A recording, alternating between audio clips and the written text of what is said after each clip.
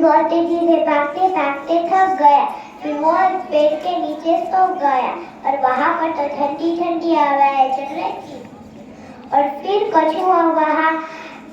कछुआ ने देखा, अरे खरगोश भाई तो सो रहे हैं। उसको लगा कि मैं धीरे धीरे भाग जाता हूँ।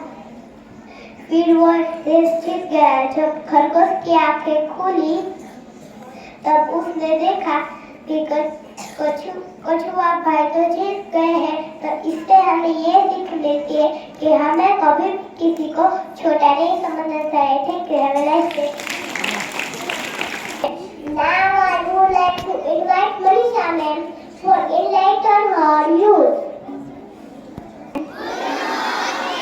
How are you all? आज मैं एक चिड़िया की स्टोरी सुनाती हूँ। एक चिड़िया थी, वह रेगिस्तान में रहती थी और वह उसके पास कुछ भी नहीं था। खाने के लिए खाना नहीं था, उसके पंख भी नहीं थे, वह बीमार थी, पीने के लिए पानी नहीं था, रहने के लिए घर भी नहीं था, तो वह दुखी थी। वहाँ एक दिन एक कबूतर वहाँ से गुजर रहा था, तो उसने रोका कबूतर को और बोली कि कहाँ जा रहे हो आप? जब कबूतर ने बोला कि मैं स्वर्ग जा रहा हूँ, बोले आप मेरे लिए एक संदेशा ले जाओ कि मेरे पास इतना दुख क्यों है, मेरे जीवन में खुशी कब आएगी। तो चिड़िया ने वह संदेश कबूतर के साथ स्वर्ग में भिजवाया। कबूतर पहुंचा स्वर्ग, तब रास्ते में दरवाजे पे देवदूत ने उसको रोक लिया। देवदूत को यह संदेशा सांझा गया कि चिड़िया ने मुझे संदेशा बोला है।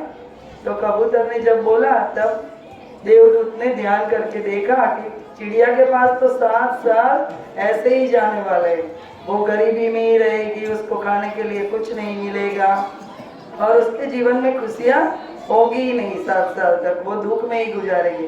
तो कबूतर ने देवदूत से कहा कि चिड़िया ऑलरेडी पहले से बीमार है, यदि मैं जाके उसको बोलूँगा कि तेरे पास तो दुख ही दुख है, पूरे 7 साल तुझे ऐसे ही बिताने, तो वो बेचारी निराश हो जाएगी।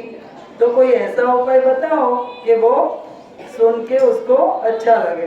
तो देवदूत ने बोला कि आप जाके उसको ऐसा बोलना, कोई भी स्थिति हो, कि भगवान आपने जो कुछ मुझे दिया उसके लिए आपका शुक्रिया। तो कबूतर वहां से संदेश लेके चिड़िया के पास गया। चिड़िया को आकर देवदूत का यह संदेश बताया। फिर चिड़िया उसी हिसाब से अपना काम और जीवन निर्वाह करने लगी।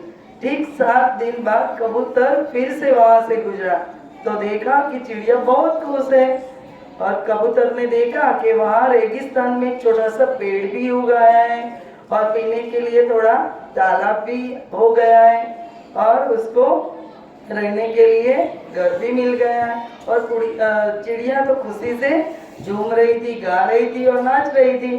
फिर कबूतर वापस देवदूत के पास पहुंचा स्वर्ग में, बोला कि आपने बोला था कि 7 साल तक चिड़िया को तो दुख ही मिलने वाला है, फिर चिड़िया खुश कैसे है, मुझे प्रश्न का उत्तर जानना है। तब देवदूत ने कहा कि चिड़िया के 7 साल तो दुख में ही जाने वाले थे, पर चिड़िया जब भी दुखी थी वो रेत में गिर गई तो भी वो भगवान को याद करके बोलने लगी कि भगवान आपने जो कुछ दिया उसमें आपका शुक्रिया। और जब भी उसको खाने के लिए खाना नहीं मिला, पीने के लिए पानी नहीं मिला, तो भी वो भगवान को याद करती रही कि भगवान आपने जो कुछ दिया है उसमें आपका शुक्रिया।